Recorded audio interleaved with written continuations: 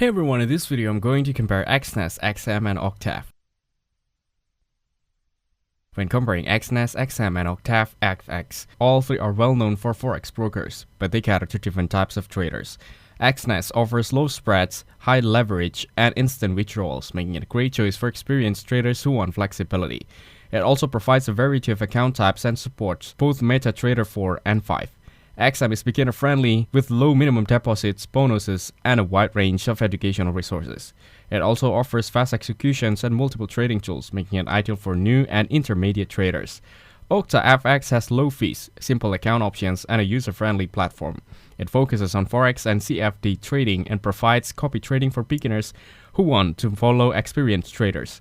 In my opinion, Exness is best for advanced traders looking for high leverage and fast withdrawals. XM is a solid choice for beginners who need educational support and promotions, while OctaFX is great for those who want a simple trading experience with copy trading features. Thank you everyone for watching this video. Hope you guys have value. Make sure to like the video and subscribe. Goodbye.